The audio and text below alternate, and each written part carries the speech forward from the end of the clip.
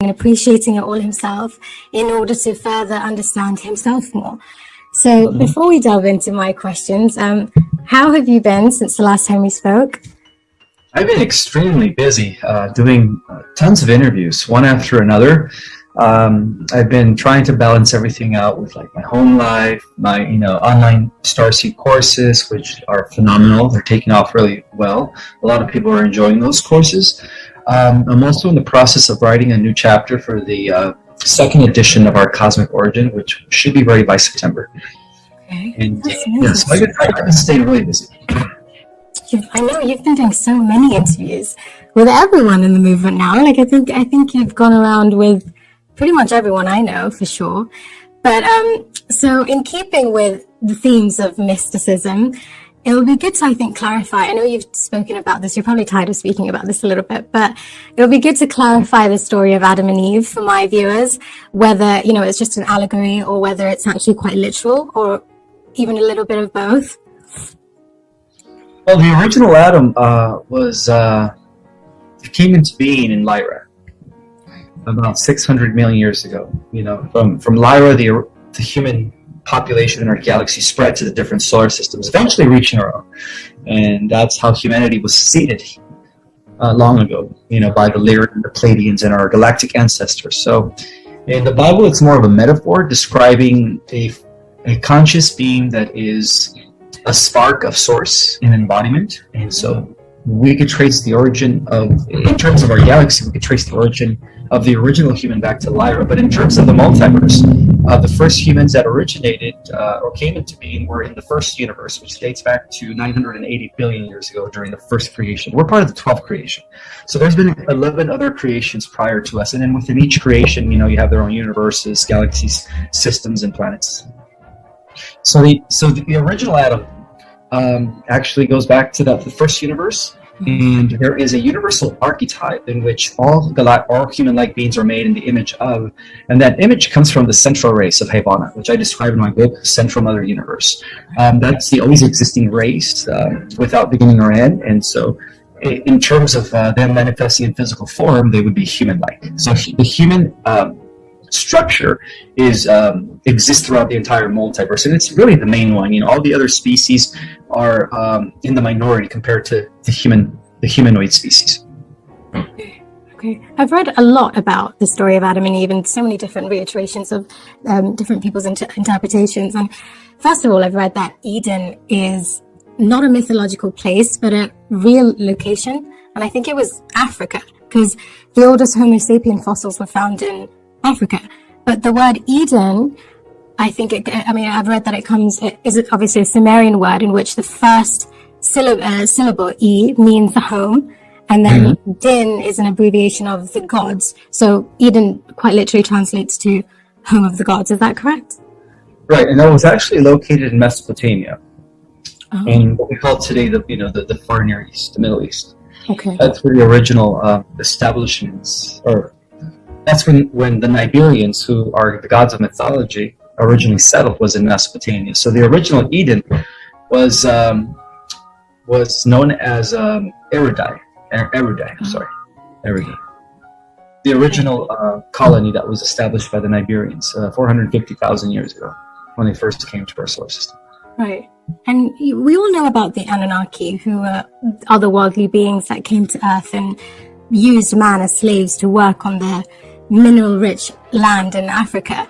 And I've read that Enki and Enlil were obviously two of the Anunnaki brothers, not obviously, but that sort of bread, who were the demigod leaders who sort of ran East Eden and West Eden. And I think in the book of Genesis, the tale of Adam and Eve, and even in our Muslim book, the Quran, are regarded as, obviously, like you said, symbolic myth almost, but there's so many clues in these books that suggest that it draws upon some sort of earlier account of a real event. So I don't know, the first clue is obviously that God describes himself as we. What does that mean? Because people say it's because it means, it's like the royal we, but it could also mean that there was more than one God, as in Enki and Enlil, who seem to be literally walking, talking gods roaming the earth plane. And I think the second clue is the presence of the serpent, which is a symbol all over the ancient world. And I think the serpent also seems to represent Enki himself, which Absolutely. is kind of like the genetic scientist who created man. But is it a coincidence that the modern symbol of medicine is a serpent entwined around a staff, I believe? Well, there's a distinction between the symbol of the serpent and the caduceus. That symbolizes the DNA strands that are going up your spine, or what they call the kundalini energy. Mm-hmm. Now, as far as like Enki is concerned, he was actually the demiurge, according to the secret knowledge in the Gnostic texts. Right. Demiurge is the line of lineage from Lucifer, Draco. So through Enki's line, we had the Dracos, and technically the Anunnaki were known as the Nibirians. They came from the planet Nibiru, which was a battlestar planet that was actually initially working for the Galactic Federation, that was established by the Syrian High Council as a type of galactic protector, overseeing the development of over 200,000 solar systems. And that explains its 3,600-year elliptical orbit, because when it was outside of our solar system, it was actually patrolling other star systems. But later it was infiltrated through Draman, who was Enki's mother. She was the queen of the dragon, or the queen of the Draco Empire. And that's how they were able to infiltrate the Anunnaki, and that's when they made the slave race. So what they did is actually they took a gene from Homo erectus, which came from Africa, and then they took some of their genetics, and then they had mixed it with the already existing Atlanteans, who were our ancestors, the 12-strand DNA Tyrannusian race. And then that's how they were able to degrade them down to savages, and use the Atlanteans that they downgraded as slaves. And so Enki represents the serpent in the Bible, and through his lineage, we had the Luciferian Brotherhood, which manifested in Babylon in the form of Nimrod. And then through Enlil, Jehovah, Zeus, we have the lineage of the Lion, the house of King David, and which is represented by the offspring of Michael the Archangel. So Enlil, Zeus was actually the good guy. The Sakurai Sitchin was part of the Cabal. When he translated those tablets, really? He confused everybody. Yeah, he confused everybody. He was very deep with the Cabal. He was part of the Bohemian Grove cult. He was also part of the Trilateral Commission and the Bilderberg Group. And so he was very deep with the Cabal. Yeah, so when he translated those records... Do you think most people aren't aware of that, are they? Because they do... Oh, no. Yeah, everybody's been hypnotized or at least sold on the idea that Enki was the good guy. But if they only knew that Enki was the one who created the Dark Brotherhood and the reason why the world has been suffering since the times of Atlantis. He's the leader of Luciferian. Well, through his son Marduk, who became Belial of Babylon. That's how the dark side took over our world. It was through that infiltration when Anu, the Nibirian commander, had intercourse with Draming, and then of course Enki came, but then he was also able to give birth to Enlil, who was the rightful heir to the throne of this earth. And that explains the seed of King David and Solomon. They come from the seed of Enlil. So what exactly happened after the serpent intervened? Like Adam and Eve were embarrassed of being naked. Also, I think in the Bible and the Quran, they refer to the acquisition of knowledge, right? And this knowledge clearly suggests that they were the first human pair to become sexually aware. And this knowledge was obviously sexual knowledge, and it must mean the idea, just the idea of reproduction, I think, because, it's not all religious scriptures suggest that this awareness was caused by the consumption of food, right? And this is, I think, a very significant detail, because according to the scenario outlined so far, man was created by the gods as a hybrid creature, and hybrids are nearly always born sterile, aren't they? So, I don't know, to me personally, the tale of sexual knowledge being granted in the Garden of Eden has a ring of truth to it. So does that all fall into place? Yes, and also the Apple incident is metaphorically speaking to the advanced technological knowledge that Enki, gave to the spiritually unevolved mortals, or the different groups that they downgraded down to, primitives. And so that's when Atlantis fell, but it was all a metaphor, but yes, you're right. When they created the first prototype, they were unable to reproduce on their own until the Nibirians started upgrading them so that they could eventually reproduce on their own. And that was the beginning of what we call the Homo sapien lineage, in which, a lot of us come from, at least those that are Rh positive blood type that carry the primitive gene. So essentially what you're suggesting is that the serpent god was Enki, right? Yeah. And he was basically the genetic scientist of gods, and the fruit with which he tempted Eve would thus, I guess, symbolize a deliberate genetic intervention by him. Yes, he was trying to corrupt the bloodline of Michael, which later led to the incarnation of Jesus. Okay. Oh, wow. Okay. Through Enlil Zeus, yeah. Enlil was also Zeus to the Greeks, by the way, the thunder god, the chief god of the Olympians. See the parallels? Wow, that is so interesting. So is this where the tree of life comes in? Because Adam and Eve were advised not to eat from the tree because it obviously made them sexually aware. And the tree of life had, I guess, like a secret. And that secret was immortality, to just live forever through your progeny, I suppose. Right? Metaphorically speaking, yes. But you have to understand, before Enki's genetic tampering, in Atlantean times, we were originally immortal. Our original race was a Terranusian race that were the original Atlanteans. So they took a portion of those people, and they annexed it, and they interbreeded them, or through advanced genetic engineering in the laboratory, to create an inferior race in order to enslave them. So he's the reason why there's been slavery for thousands of years, and he's the reason why humans have been limited to only 4% of their full capacity.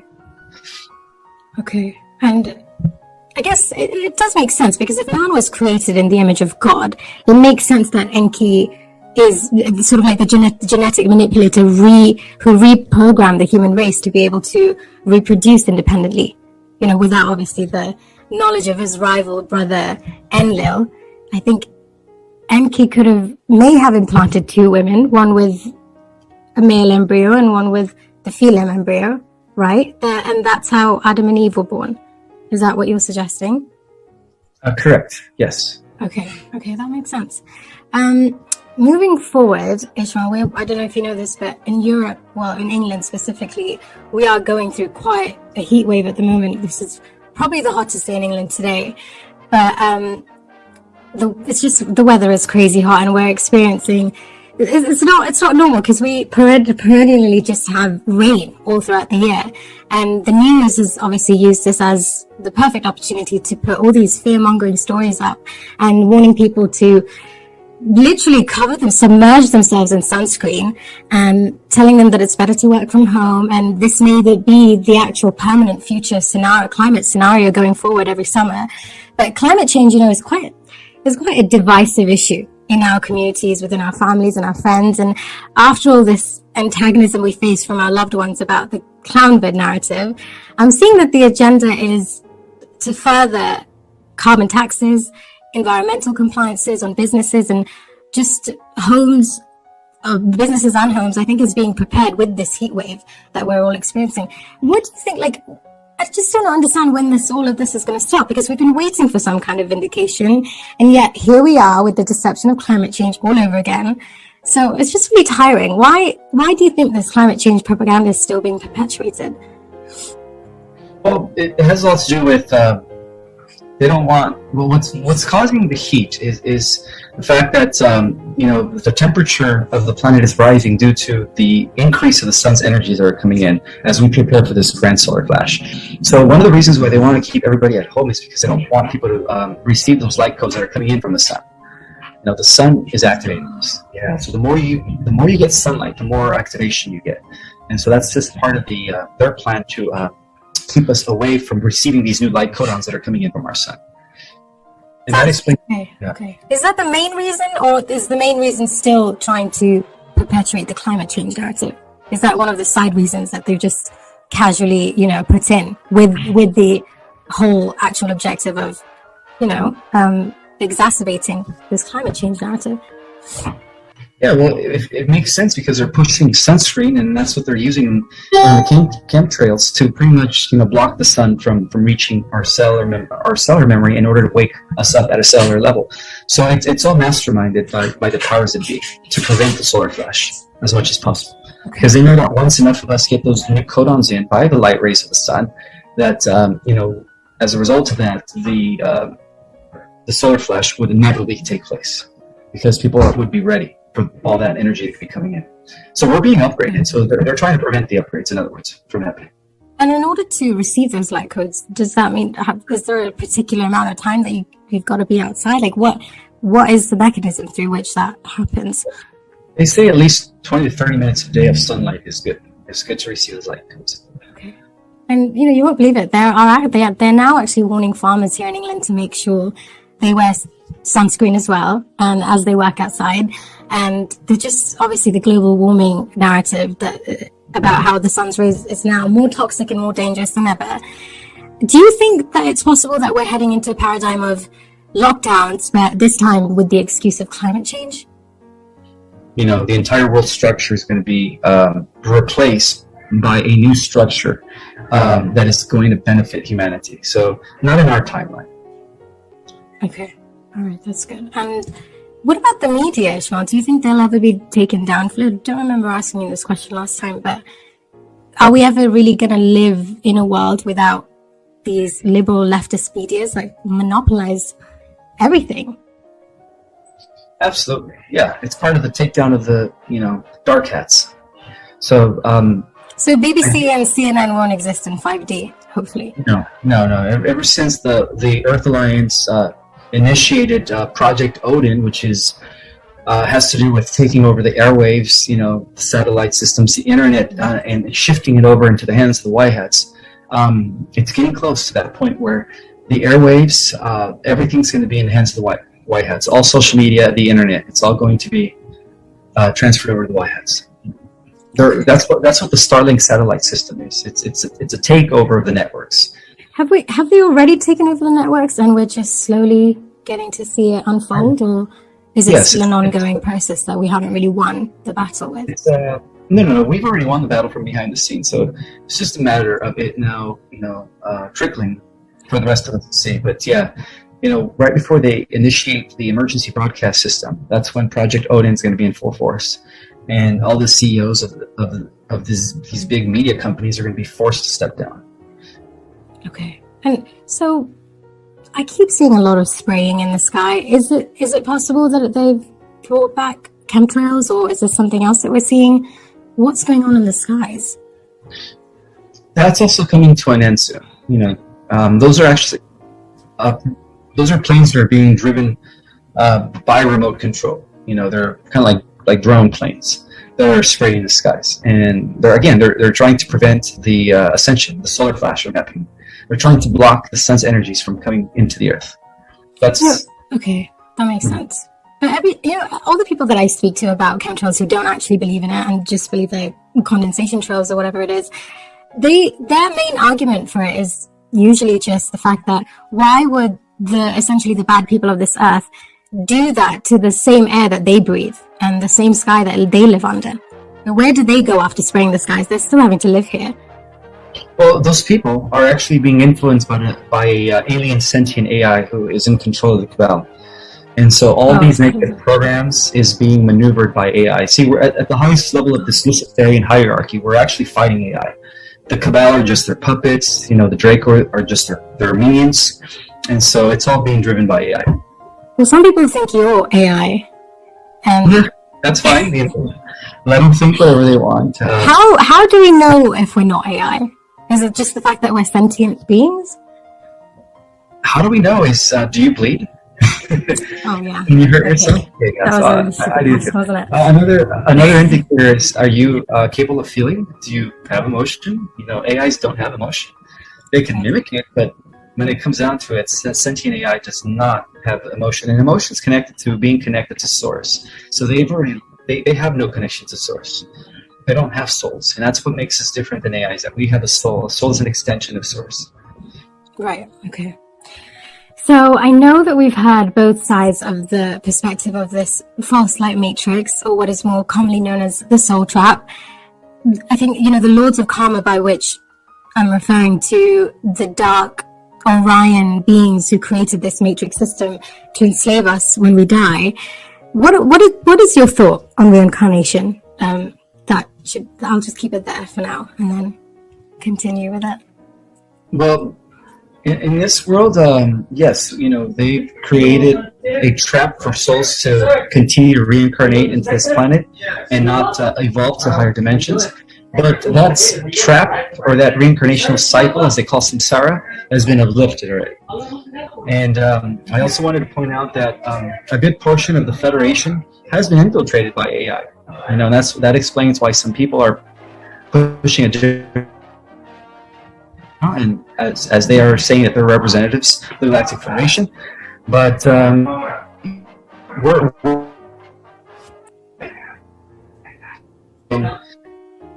want people to determine. Ishmael, you're breaking up. I'm not sure if it's my internet or yours. Can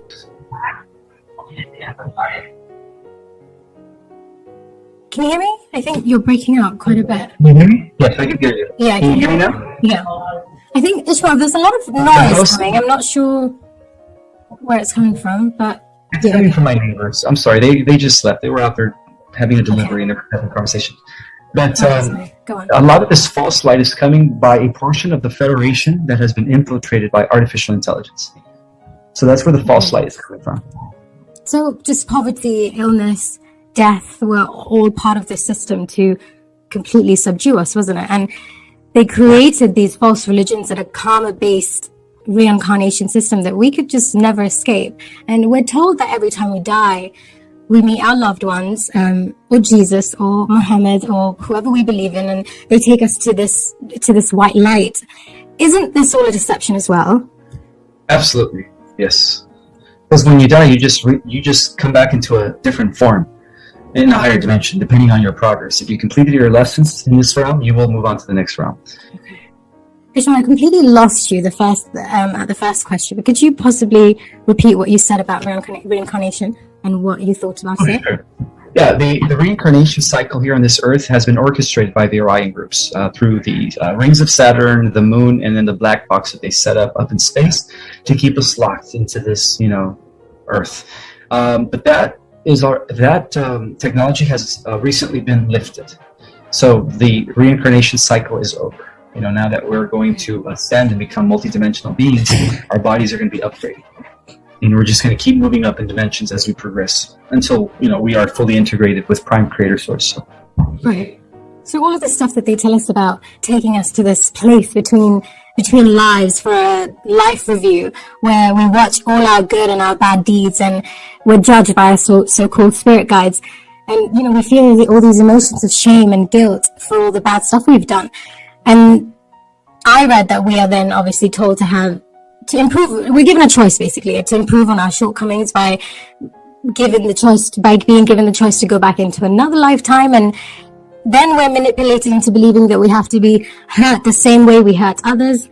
It's just there's so many lies within lies, and that I think the number one thing that I just don't understand why we've been told is that our purpose to reincarnate again is because we're taught that we always need to be good and obedient, and that makes our souls kind of eager to make these amends, and we can only do that through suffering, and by really just going through the same things our so-called victims had to experience because of us. And we're told that by doing this, we learn not only not to repeat the same mistakes again, but our soul just gets rid of that karmic debt. And so with this manipulation tactic, I feel like the overlords just leave the final decision to us, and they convince themselves that no one forced us to reincarnate. We made the final choice ourselves, and therefore they never really broke the law of free will.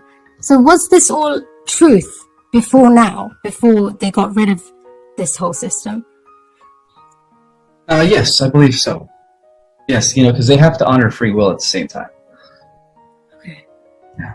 And so when did we get rid of reincarnation? Is it after we sort of won this cosmic battle? Yes, between 2016 and 2018, that's when the black box was removed. Which actually correlates with the black box in Mecca. Okay. So what they call the cube of Mecca. Right. That makes sense. And how, what happens, once our souls agree to come back to Earth, we are put into this environment and this body that can obviously benefit our soul's so-called growth. Is there any other way to grow, go through a proper growth of our souls without having to suffer? Is suffering a very permanent human condition? Only in the lower dimensions, but sometimes we have to experience that in order for us to have a greater expansion of the evolution.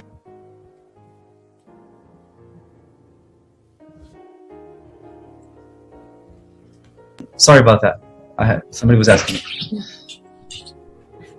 Did you get my answer? I think so. What can you repeat that? Sorry. Yes. So sometimes suffering is necessary in order for us to continue our expansion and become better. That kind of purifies the soul in a sense. It sharpens it, so the soul becomes stronger when it goes through states of suffering. Because that's when people really begin to once again reunite with God and Source. In order to get out of the suffering. And so it's a catalyst for growth, in other words. And it's only applicable in the lower dimensions, because in the higher dimensions there is no suffering. Everything is peaceful. Some religions don't even believe in reincarnation and karma. Like in Islam, we don't believe in it. It's not even mentioned in the Quran, I don't think. But that obviously makes no difference. Don't you think they still manage to indoctrinate us through the concept of heaven and hell? Yes, absolutely. All that stuff that was created by religion is designed to control us, to keep us in fear so that we could give our freedoms and really consent to the powers that be. So you're saying now we've completely escaped this wheel of samsara, this cycle of death and rebirth, so then it wasn't, in fact, a fictitious concept used to keep our souls trapped within this prison of the gods? Correct. Yeah, that's been lifted. This is our final incarnation. As our body becomes activated, we will become immortal again. My goodness, that's amazing news. Are we immortal in our current form? Yes, in our original form, we are. We are. So we're returning to our original form. Does that mean people are actually going to live forever, or are we just going to have the choice of leaving but going into other... I don't even know how to articulate this question. Like, what does immortality look like? Well, there's different levels of immortality. For people that are existing in the fourth dimension, they live for about 300 to 600 years. People that exist in the fifth dimension could live for a few thousand years. Sixth dimension, 100,000 years. Seventh dimension, a few million years. And then once you reach the eighth dimension and up, you just become infinite, eternal. So depending on the dimension you're in, you live longer. Yeah, the closer you are to Source, which is at the higher dimensions, the more immortal you become, the more eternal you become. But there is there is a process that we go through, to become fully infinite. But yeah, we're already reversing that. For many of us that are going into the fifth dimensional Earth and up are going to be like immortals to those that are going into the fourth dimensional Earth. Wow. My goodness. Okay. That's interesting. So it's more like a spectrum. A spectrum. There you go. Right. Yeah. Okay. Moving on. Do you know anything about Melania Trump? Because I've always wondered whether she's a Romanov for just the longest time. Because when Trump was in the White House, the media completely ignored Melania. And yet she was actually the one who organized the child trafficking task force, I believe. And they never even mentioned her IQ score, which is so high that she actually got a green card to live in USA through I don't want to get this wrong, but I think it's the EB1 program, which is also known as I think she got the she called it the Einstein visa.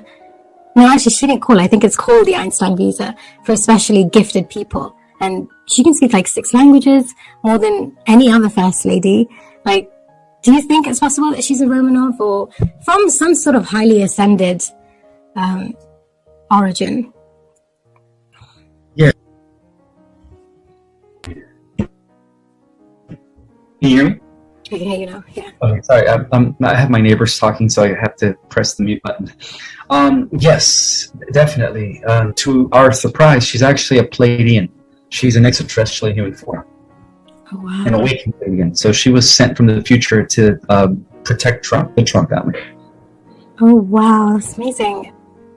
So she's not a Romanov, but she's a Pleiadian. She does look like a Pleiadian, actually. Her physical avatar could come from the lineage of the Romanovs, because the Romanovs are also considered Lyrans and Pleiadians, or galactic humanoids. Just like the original 12 tribes of Israel, or those that carry the pure lineage of Lyra and Pleiadian into the earth. So yeah, she definitely could come from the Romanov lineage, but she is an incarnated Pleiadian. Right. She does look it. She looks very otherworldly. And I remember when Obama was in power, they made Michelle Obama the darling of the media, yet she really did nothing of any consequence. But last year, I remember, Ishmael, there was this one truther who said something along the lines of Melania signing an agreement with President Trump to stay on as his wife until his presidency ended. And apparently after that they would divorce. Do you reckon there's any truth to that? No, that's misinformation. Yeah, she's assigned to him until the Whiteheads, or at least till the end, till they decide to eventually move on after the Whiteheads have initiated the new Gesera Nisera programs for all of humanity. So yeah, that's all misinformation. So they're definitely still married. Yes, of course. Yeah. Okay. I know we touched on the topic of destiny and free will last time, and as we ascend, I think people are now understanding the laws of quantum physics and realizing how we're able to manipulate energy through the power of our mind. So my question is, I'm not really sure how to articulate this in the best way, but essentially what I'd like to know is, if we truly are so inherently powerful, are we able to change events that are predestined through deep, transcendental meditation, or just harnessing those powers that we have? Are we able to change events that are considered to be predestined? Absolutely, yes. Because everything is, every event, there's an infinite amount of possibilities and probabilities. So through our meditations and through our ability to tap into the quantum field, we could actually tap into the timeline that we chose to exist in. We could manifest the probability that we align with, not the probability that somebody else set forth for us. So we could alter it through our meditations. Yes. Wow. Okay. I really think that the whole concept of predestiny itself is also a trap, because we as sentient beings come into this universe and have free reign over any experience we choose to have. So why would there be a predetermined life for us? Doesn't that still mean that some other entity is in control of our path? And even if my soul agreed, it was obviously some sort of idea that my soul agreed to contractually, right? Because we just spoke about reincarnation, and when the lords of karma make us agree to come back and redress this balance of our bad deeds, in order to do that, we need a plan, right? And that plan is a predestined plan. So it's just almost as though we sit there with our spirit guides and we discuss destiny options. And that's very clever, if this is true, because they give us these choices for our predestination. For example, do you want to be born into a Chinese Buddhist family? Do you want to have disabled children? Do you want to marry an abusive man? And I just think that the idea being that the more suffering you experience with love, understanding, and patience, the more karmic debt is cancelled. So essentially, would you agree that even predestination has been imposed on us in a way? Well, from the highest level of reality, everything's being orchestrated by the universal architect, which we call Prime Creator Source. So it works both ways. Your higher self sets the blueprint for your course, your life course, and through your choices, you either align with it or you don't. When you don't align with it, things happen. Things happen that are not positive circumstances. When you align with it, then positive circumstances happen.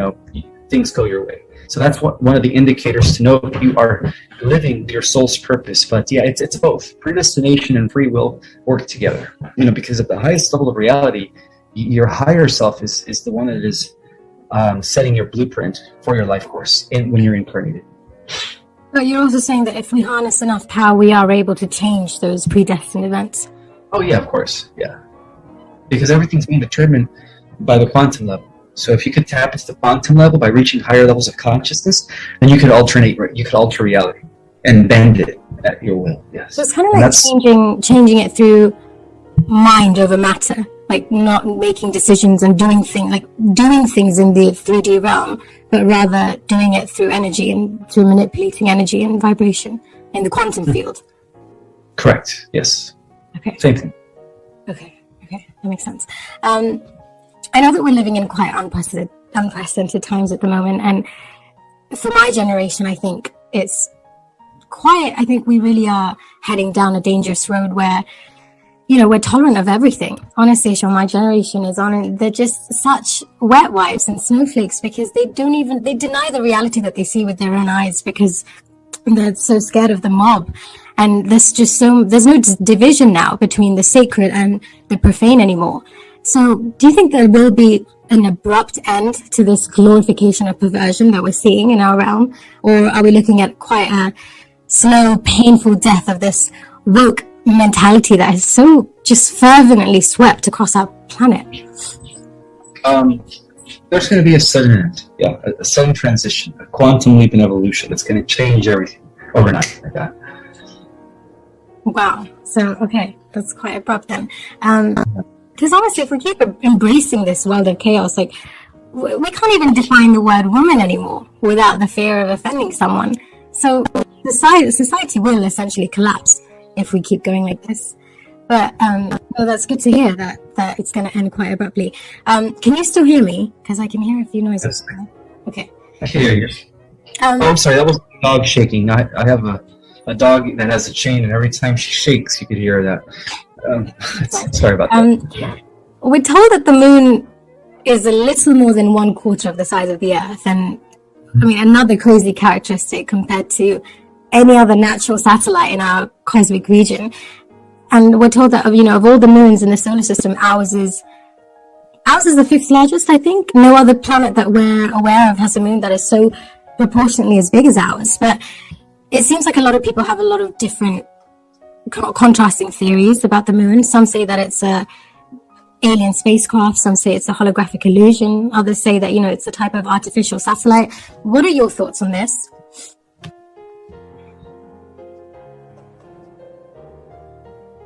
Okay, can't hear you yet.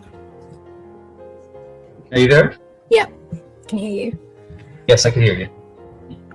Okay, so yeah, the moon's actually an artificial construct. Constructed originally, it was made by the Federation, but then it was taken over by the Draco in order to keep us in this reincarnational cycle. And that's how they were able to control the frequency waves that caused a lot of suffering for thousands of years through the moon. So inside the moon, it's all hollowed. It's there's different. It's driven, by extraterrestrials, and so they have colonies that live within the moon. Oh my god! But the moon is always going to exist, isn't it?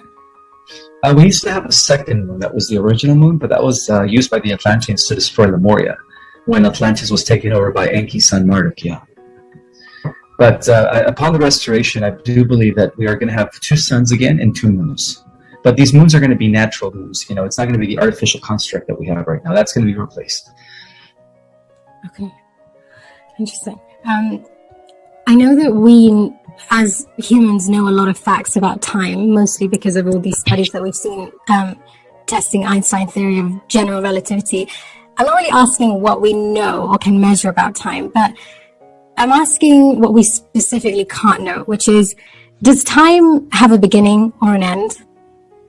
No, time is an illusion. It's a perceptual construct that only exists in the 3rd dimension. Beyond the 3rd dimension, there is no time. Everything's happening all simultaneously.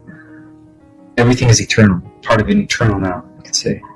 So, but what about before the inception of our universe? There was just eternity. Yeah. So, as far as our cosmic time is concerned, the multiverse came into existence over 900 billion years ago.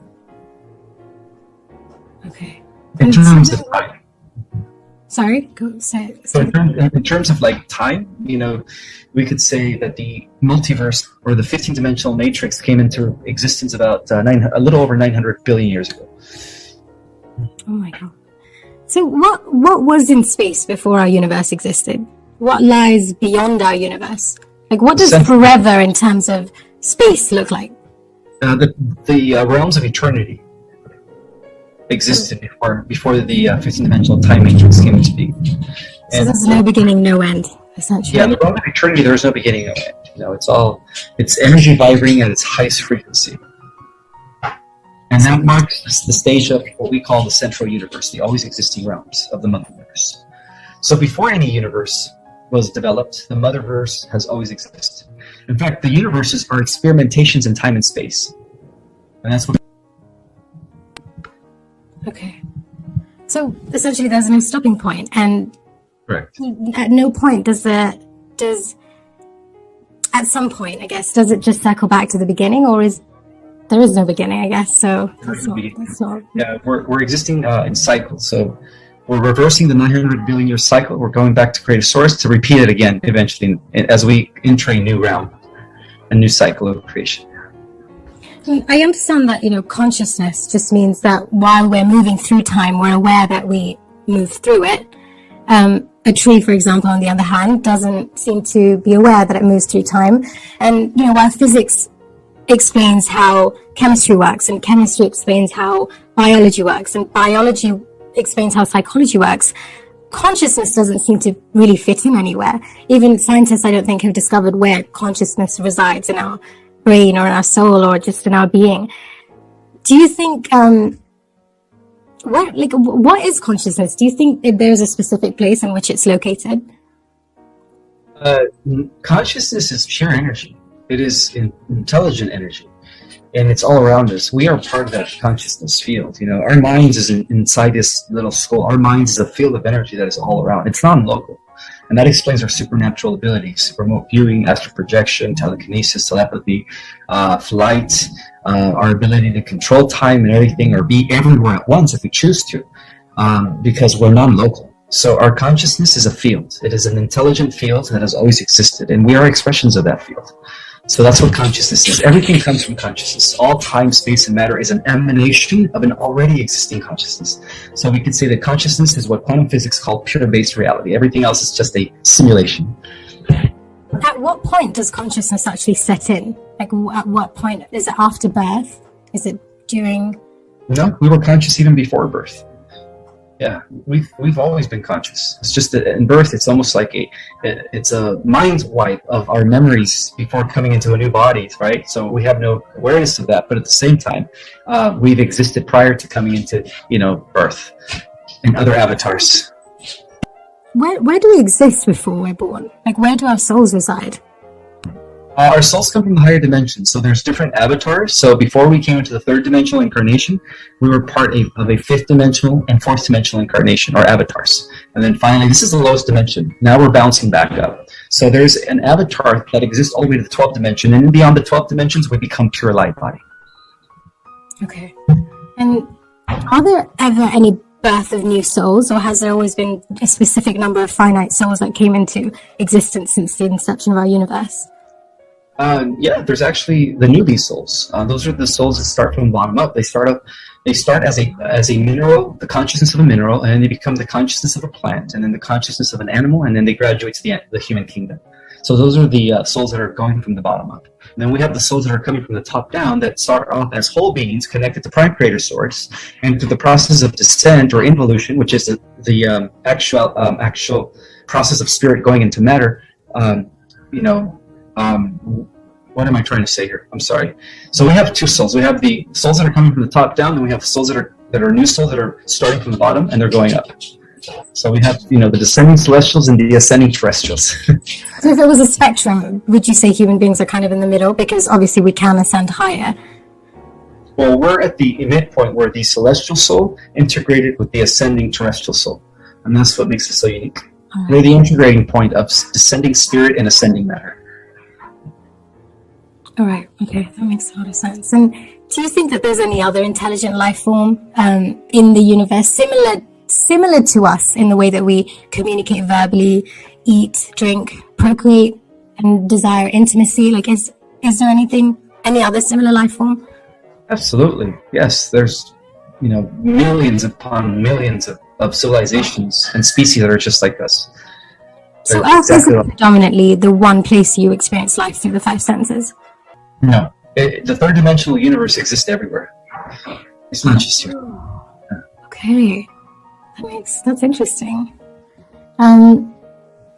So I think that's it. I think I've gone through all of my questions. I did want to make a disclaimer for all the people who, in regards to some of the comments in my last video, there were some people who were upset because I referred to God as a he. I didn't really understand that, because I know that God's never described with sexual characteristics in the scriptures, but he does, consistently describe himself in the masculine gender, and he contains all the qualities of both male and female genders, and he's chosen to present himself with, I guess you could say, an emphasis on masculine qualities of things like fatherhood, protection, direction, strength. So I don't really understand why people got so angry at me about that, but oh well. I think that's about it, Ismael. Until we speak again, thank you so much for joining me again, and hopefully we can do it again once I have more questions. All right, sounds good. It's lovely. Thank you.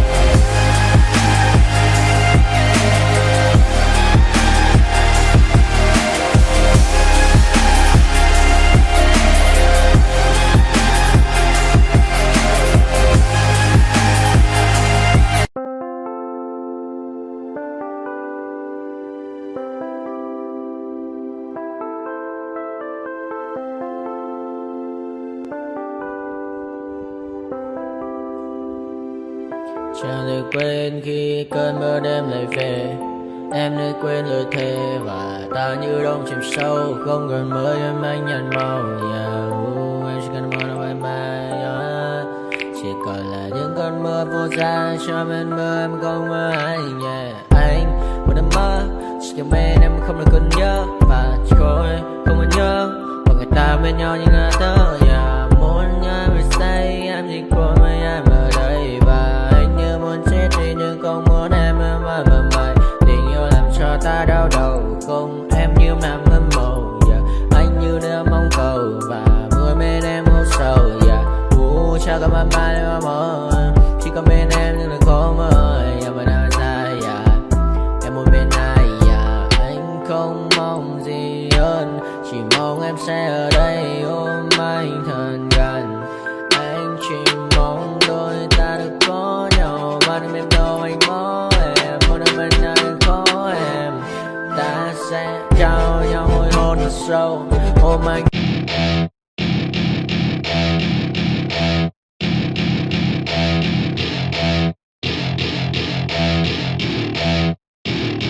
Welcome to my party, we're just getting started. A life is a dream or a nightmare scarring. Hand me a drink cause I think I'm going all in. Get me a shrink who can catch me when I'm falling. Cover up my scars, flip the handlebars. Crashing in my car, wake up in a bar. I'll be a superstar, just on my avatar. This world is so bizarre, empty out the reservoir. Yeah, I'm taking 6 shots, yeah, straight to the face. And I wanna get lost, I'm sick of this place. Don't know how to stop when I'm feeling this way. So I'm taking 6 shots till I'm feeling okay. I think I'm going crazy, don't think I'll get home safe. So I'm taking 6 shots, all straight to the face. I'm taking 6 shots, are you coming with me? I'm taking 6 shots, yeah, straight to the face. And I wanna get lost, I'm sick of this place. Don't know how to stop when I'm feeling this way. So I'm taking 6 shots till I'm feeling okay. I think I'm going crazy, don't think I'll get home safe. So I'm taking 6 shots, all straight to the face. I'm taking 6 shots, are you coming with me? Sometimes you need to let loose, grab juice, get goose, tattoos, taboos, get screwed. Loosen up, buttercup, all those hate comments will never make you feel enough. We're all adequate graduates, heart full of calluses, but we know calculus. Damn, ain't that fabulous? Can't wait to apply all those mathematicus. But we can't